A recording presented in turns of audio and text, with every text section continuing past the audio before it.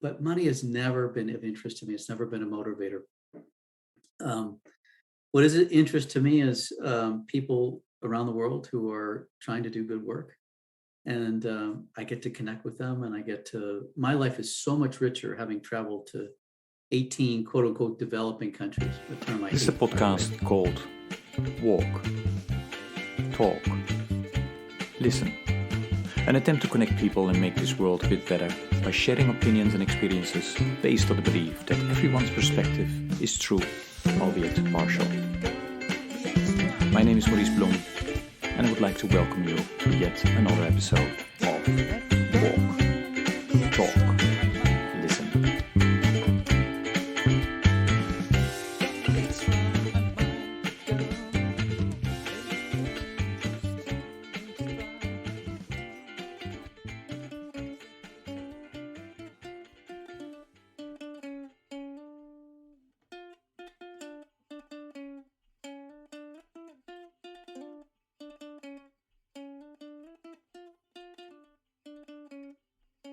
Good day, everybody. This is another episode of the podcast Walk, Talk, Listen. And as always, I'm delighted with today's guest, who's a good friend of mine.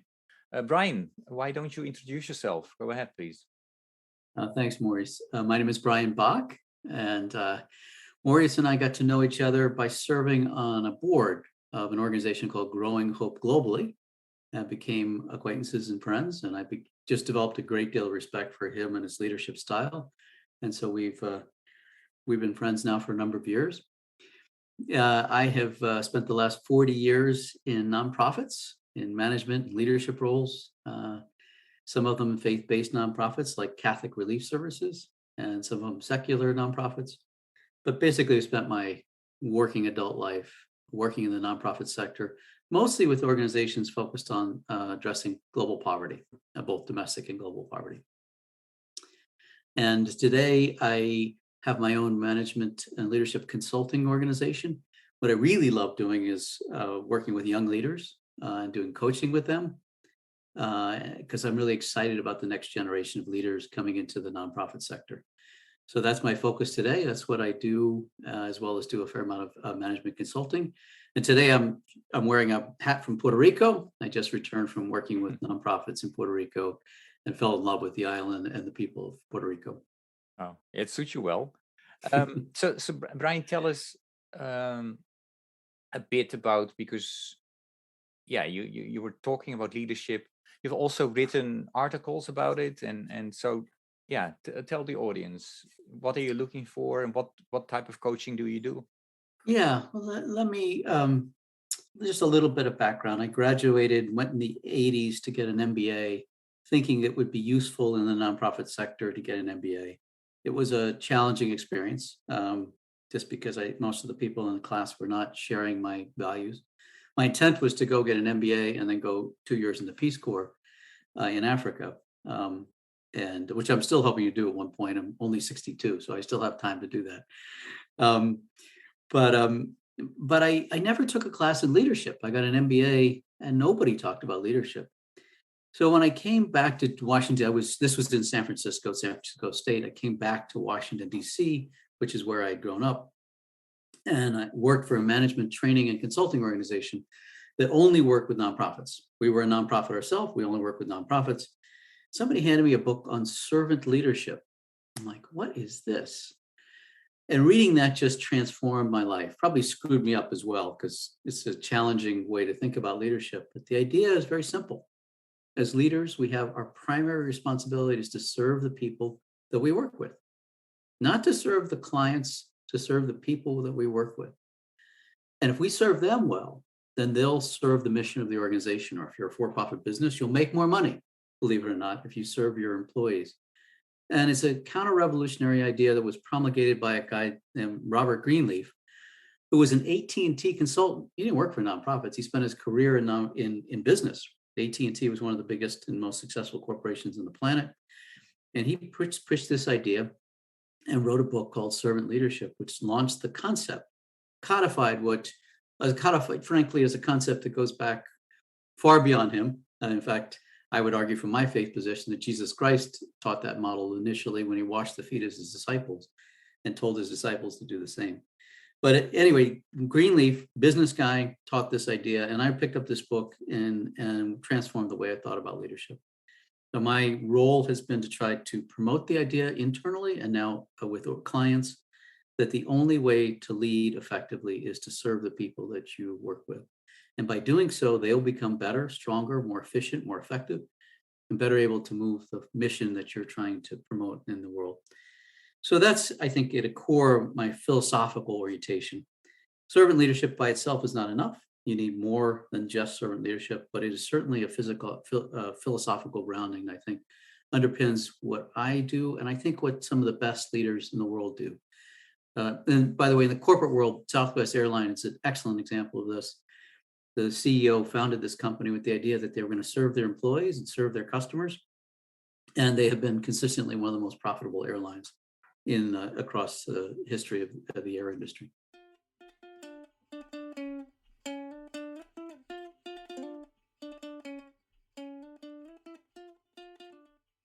During your time with CRS, were you a good servant leader? I can't answer that question. A leader can't answer whether they're a servant leader.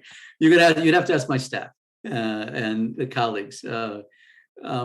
I know I attempted to, and I worked at it. And every employee that ever worked with me first got a booklet on servant leadership. Mm-hmm. And I said, this is what you hold me accountable to, is making sure that every day you come in here, you walk out feeling more empowered, more able to serve others because I'm serving you. Did I fail at that? Frequently. Did I lose my temper at times? Did I get frustrated? Did I have to fire people? Yes, I did. But I attempted to bring that philosophical approach, even though I failed. So you have to keep on coming back to it. I think a key characteristic of leadership is your ability to keep on growing. Mm-hmm. And so at 62, I feel like I now know very little, and I have a lot more to learn. And I'm just eager to learn more from everyone, including young people. Okay. You in your introduction, you talked about Puerto Rico. You just came back. So what were you doing there? Was that in relation to your consultant? Yes, I was working with a 27-year-old who is my client there, who is starting up an organization called the Monte Azul Foundation, the Blue Mountain Foundation, to train young people in Puerto Rico in hydroponics and how to grow food. It's an island that is, depending on who you talk to, it's either a territory, a nation, or a colony. So, and they're in a very unique status in terms of their relationship to the U.S., but they are part of the U.S. As a territory, according to the U.S. And I was working with them working with the Monte Azul Foundation to try to help find some land, because he needs to acquire some land to teach hydroponics, but then made a lot of connections within the nonprofit world and within the Catholic world, which is very influential, including connecting with a wonderful servant leader who's the head of Caritas Puerto Rico, who I think was a great example, as well as spending time with some nuns who consistently across the world, I find within the Catholic universe are the heart of the church. They're doing really the important work, God's work, in rural communities and urban areas across the world.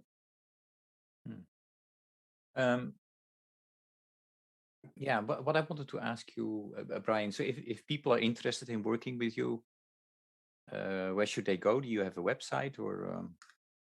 It's a good question. I don't have a website right now. I hope to within the next week or two, but they can email me at brian.backe@outlook.com.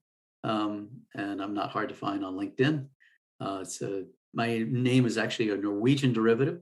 My grandfather came over from Norway, and it was Backe, Bakke.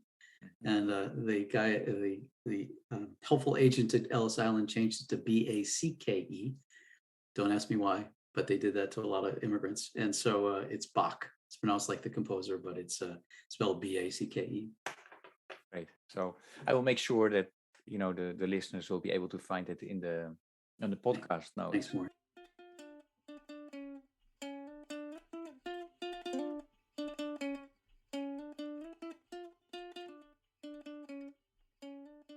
Yeah, why I started this a podcast. It's a spin-off of 100-mile walk that I started 10 years ago. You're the first person I talk with after I did my 10th 100-mile walk, and I discuss about the many different topics when I'm walking with people, and it's quite interesting. And one of the questions I always end up talking about is, you know, what drives you? What Mm. drives you in life? So, when your alarm goes off in the morning, what is it? Why do you get up and start? Mm.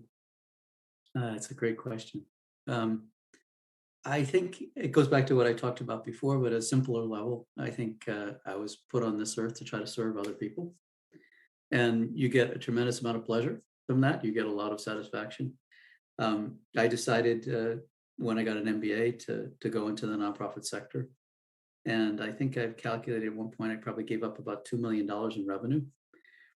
But money has never been of interest to me. It's never been a motivator.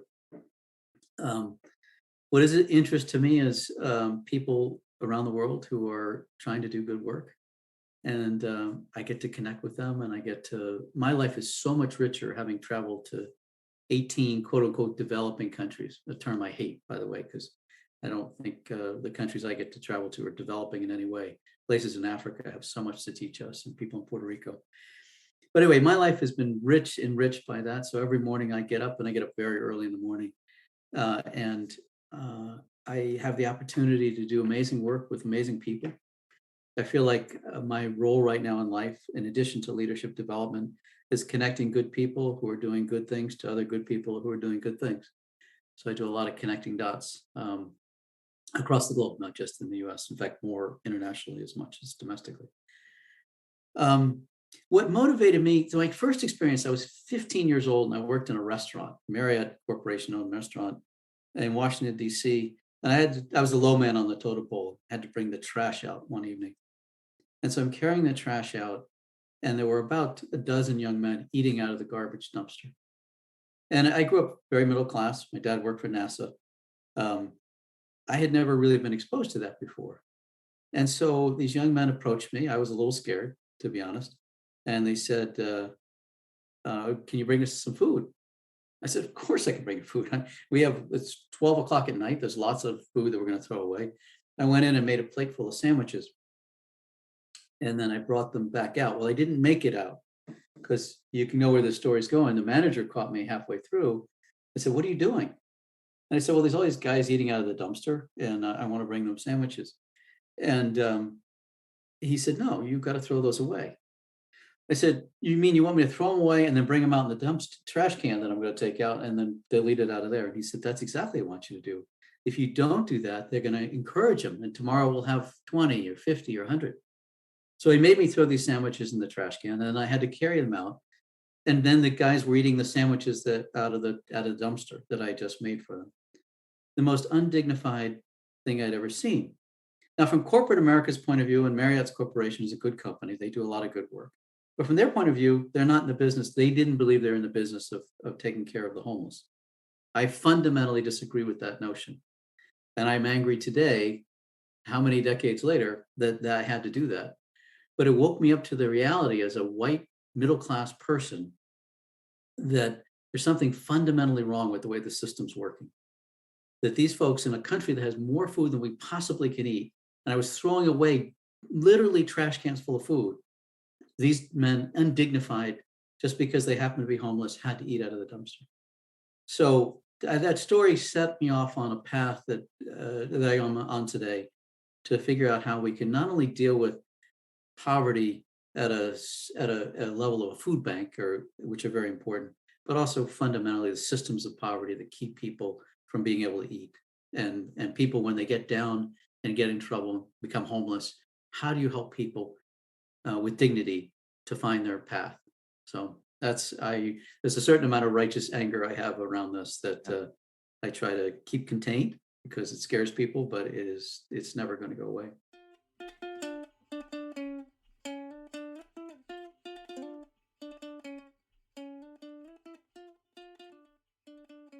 Yeah. Let me. No, thanks for sharing that, Brian. Let me piggyback a little bit on the systems. The system is, that we have developed as a world. And my, as you might know, my organization is celebrating 75 years of existence. We use it as a time to reflect, look back, but also, okay, what do we need to do in the now and in the future? One of the big things that we are looking at is racial justice. And now the question that I have for you is more for NGOs or faith-based NGOs or NGOs in general as a sector.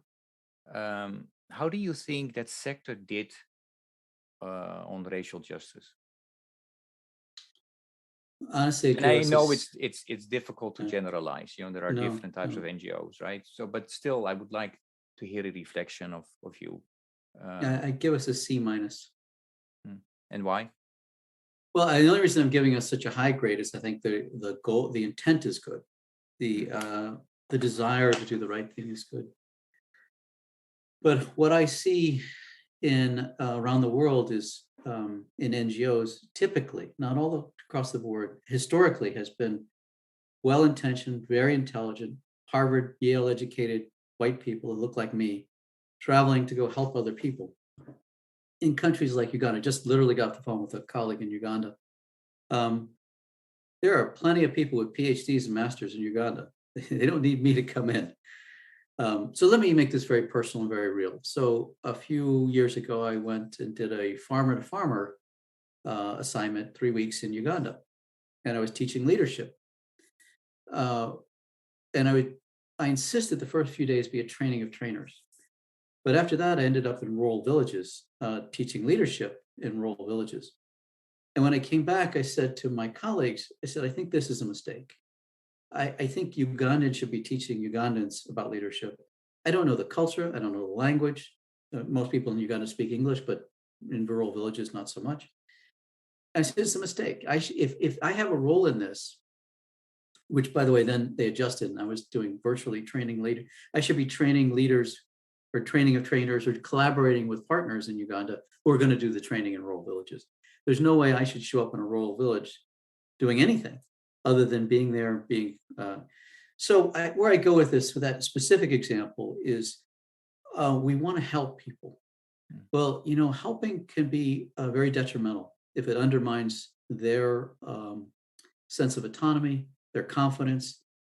People around the world look to the United States as an example, but we have a lot to learn from them, and they have plenty of strong, talented leaders. And what happens in the NGO world needs to change. Right now, we need Ugandan leaders leading in Uganda. We need Kenyan leaders in Kenya, Puerto Rican leaders in Puerto Rico. They know their culture, they know their environment. We need to be supporting them, sometimes financially, sometimes in other ways. But I think the NGO world has too oftentimes had the white savior complex. We're going to come in and we're going to help people. And I think that that's a flawed mentality, especially today. Do you see, because you were alluding to that you work a lot with young leaders as well, do you see a change in the way younger generation is dealing with this issue? Yeah, I'm very excited about the young leaders I'm connecting with across the world. They're bright, they're talented, they got passion. They also have some sense of balance. They seem to have perspective about the world that we didn't have. So yes, I see them, and I see them not tolerant of some of the behaviors that we older leaders promulgated. The idea of top-down autocracy. Most young people will not put up with that. And I think the exposure around to television, to what's going on, I think the internet has really opened up and democratized people's thinking around this. So yes, I'm very excited that I think that they are going to be better leaders than we are. I think they can use some guidance, because oftentimes what happened is the legacy of colonialism, particularly in the developing world, has been a top-down style of leadership that frankly has been carried over. I'm the boss. I get to make the decisions. That's very feeds our egos as human beings, but doesn't work very effectively. And I see young people challenging that. I see them challenging racial assumptions, and I see them challenging gender equities, a whole bunch of assumptions that have been put forth by organizations over the centuries. And I think I'm very optimistic and encouraged by what I'm seeing with young people, young leaders in particular. what do you see among young people happening around religion and spirituality? And the reason I'm asking is that some of the people that I've talked to during those walks and virtually said, the actually the younger generation is similar to the older generation. The only difference is that they're not leaning towards, many of them are not leaning towards institutionalized religion. Others are saying, no, religion is more out, it's more spirituality. How do you see, what do you see from your point of view happening around young people and these topics? Wow, it's a great question. So I am an active Catholic, but also very deeply believe in all faiths. I'm very a big fan of Judaism. I've gotten into work for the Protestant Church for many years, gotten to know Hindus in India, I've gotten to meet with Buddhists elsewhere. So I'm very much a believer in the value of all faiths. I just happen to be Catholic, and I'm an active Catholic. So that's my position where I'm coming from. Institutional churches have done a terrific job chasing away young people. We are slow to change, and we're putting forth values that young people will not accept, and frankly, that I don't accept. The intolerance of gay people, the judgmental part of that, which, by the way, Pope Francis, who I think the world of, has said, who am I to judge? So if more bishops and more clergy would follow Pope Francis, I think we'd be in much better shape. Young people are flocking away from the organized church, Protestant and Catholic. They don't know what's happening in the Hindu world. I know Judaism is struggling with the same thing. Organized religion, particularly among the three Abrahamic faiths, are struggling because young people are saying, I don't understand. The values that you talk about, in my case, Jesus's values, which were oftentimes about tolerance and love, don't seem to align with what I'm hearing from the pulpit. So I don't want to be any part of an organization. Young people see the issue of how gays are being treated as the civil rights issue of the day, and they're not putting up with it. And God bless them. I'm completely with them on this.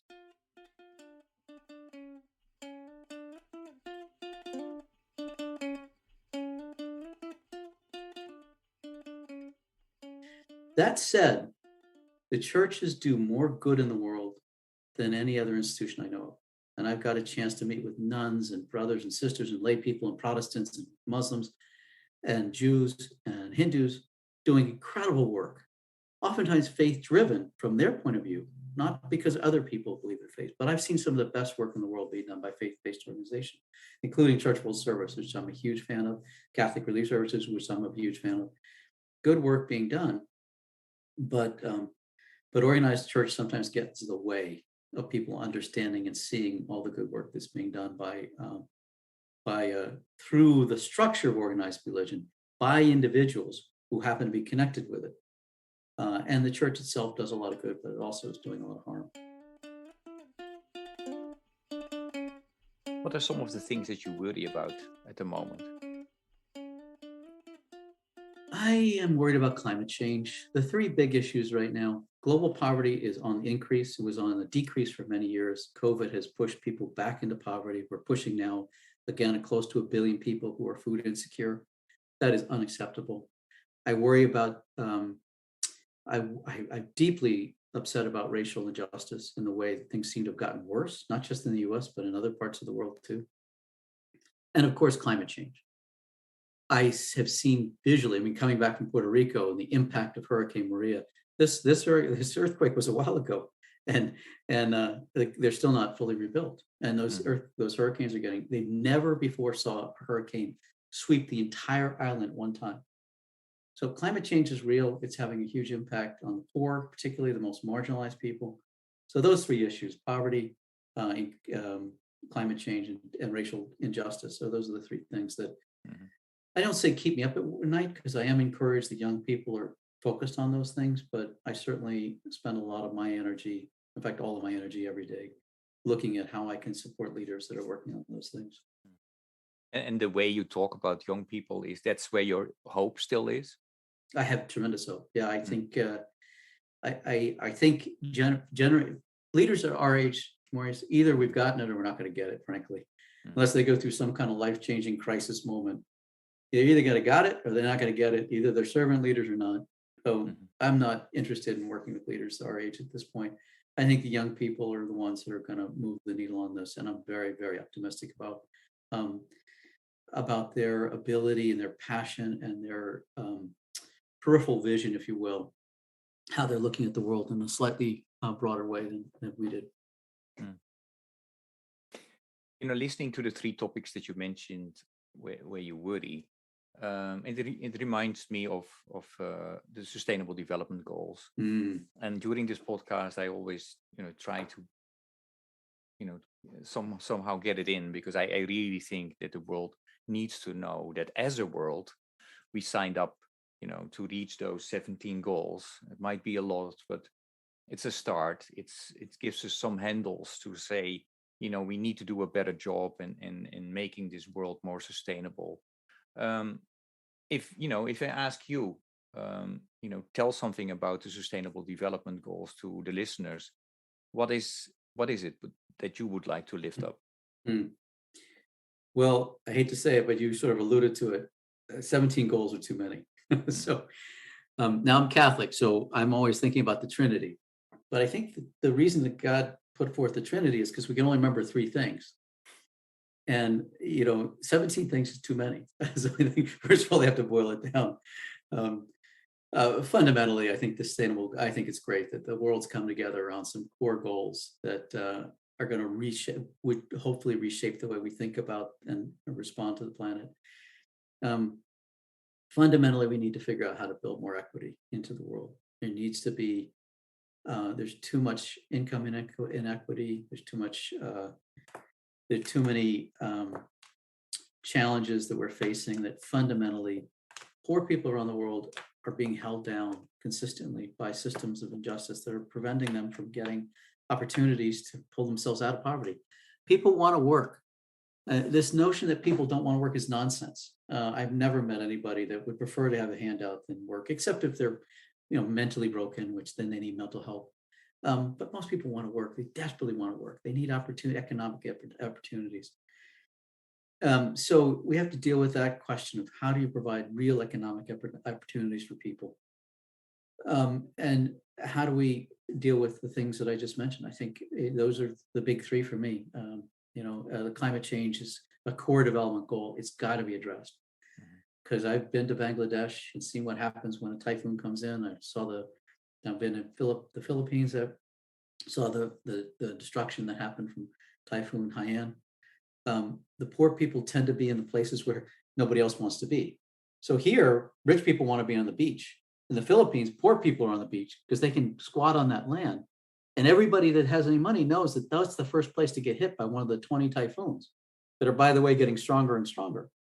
So they're the first people that are going to get killed. And that's exactly what happened during that typhoon. So, and that the corresponding tsunami. So we've got to address these goals. I do feel like there's a lot there. And I think from an organizational point of view, boiling these down to some core principles that can help people wrap their heads around the sustainable development goals. Ultimately, it comes down to how do we translate these broad goals into behavior that average people can do? Translate the idea of climate change into something real. So I think that's the big challenge for us, those that think about these things. How do we make it real for people and actionable so that they can actually take meaningful action, or even small? Mother Teresa has a great line. I can't do big things, but I can do small things with great love. So we can each do something small with great love, and I think that can make a significant contribution towards the development goals that the world's putting forth.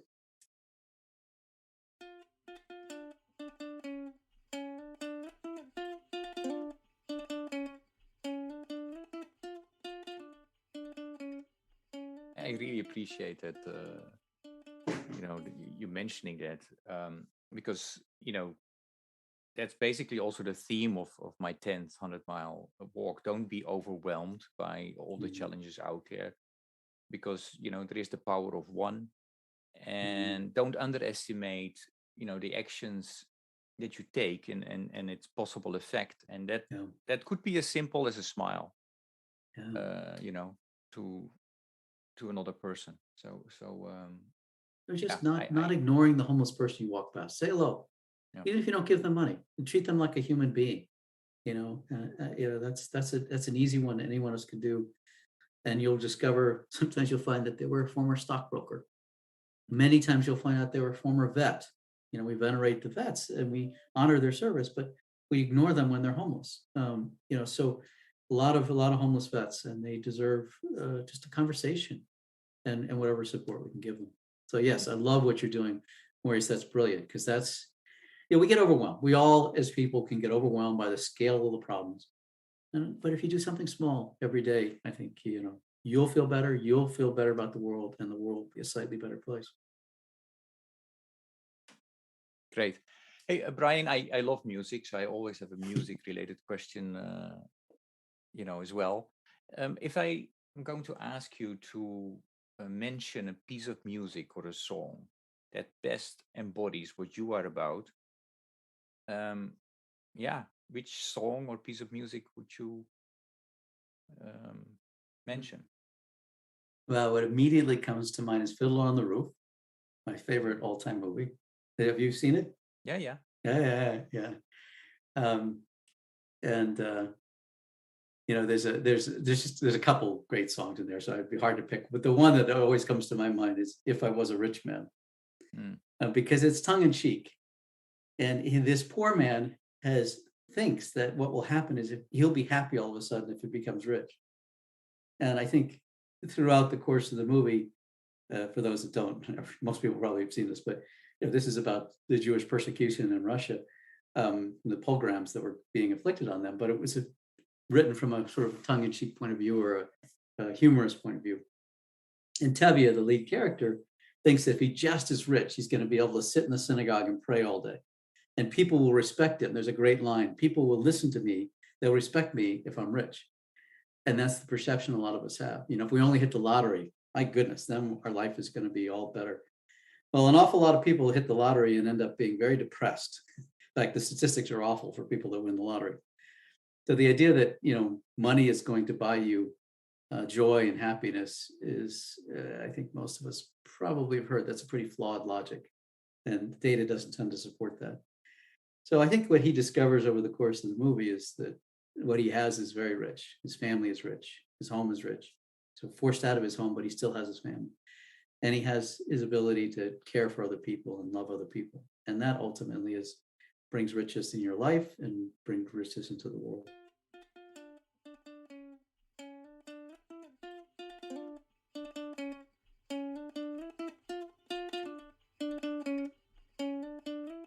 Yeah, while I was listening to you, I was reminded that I think I hope if there is one thing that we have learned as a species now because of COVID, is that what is important in life, and I think it goes back to your loved ones, to your family, your friends, than anything else, than more than money. At least that's what I hope we have learned, and we are learning. You actually, I think it's 3 years ago now, if I'm not mistaken, you joined me for the last day of my 100-mile walk. Yeah. If you would be asked to walk 100 miles for a cause, for a reason, why would you walk?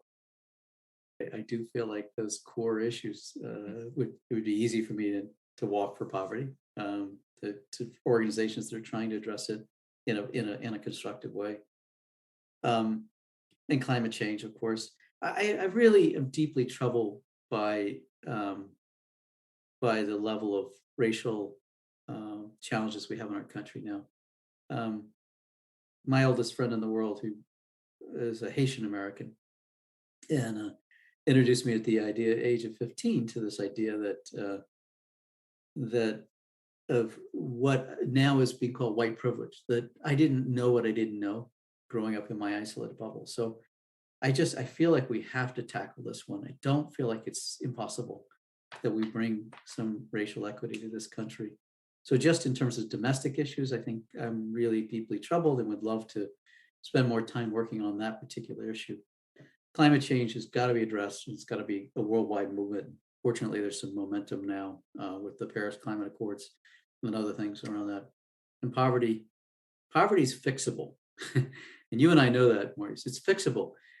I've seen in my lifetime 40,000 children died of preventable disease when I started in this work in 1980. Now it's 15,000, still unacceptably high, but we've made progress. People don't hear the good news on this. We can eliminate childhood poverty and starvation and disease if we choose to as a world. We have the resources to do it. So that's the bigger challenge. But I think at the moment, I feel like the one that needs to be attended to, at least domestically, and this is happening elsewhere, but here in the US is the challenges we have with racial inequity. And I think spending the last 15 years working in Baltimore, one of the places where I think it's most pronounced, one of the places where it's most pronounced in the United States, has heightened my awareness of that. And I worked my office, Catholic Relief Services, my office literally was 1 mile from where Freddie Gray was killed. Yeah. So it became very real that day. Well, thanks, Brian, for that. I think that's really important, and not only in the States, it's outside of the US as well.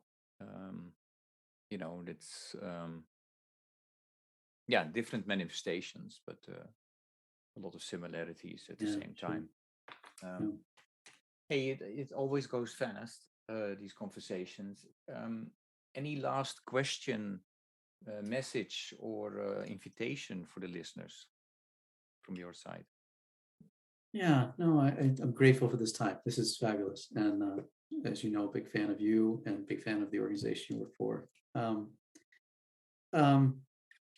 I think it's a great question. I think I'd encourage people to, especially people that are in leadership positions, to really think about whatever language works for you. Some people say servant leadership doesn't work for them, but think about how you lead other people.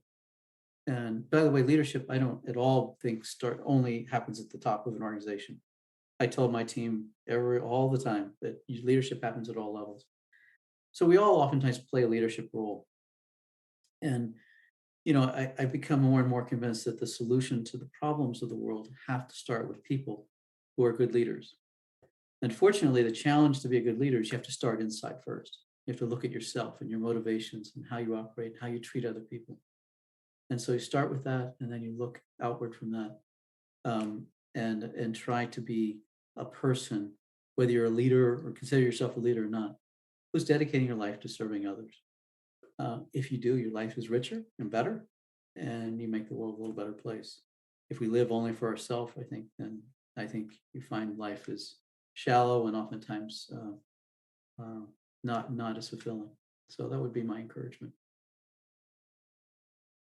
Thank you so much, Brian. I mean, I always enjoy our conversations, and Me too. I continue to learn from you. So that's great. I'm 100% sure the listeners enjoyed listening to you as well. I really encourage the listeners to check you out and to contact you if they're interested in learning more. We make sure that your email is available in the notes of the podcast. Thank you so much, and all the best with what you do. Same with you, and I hope you recover from your walk soon. No, I'm sure that it will be good tomorrow. Thanks. All righty, thank you. Bye-bye.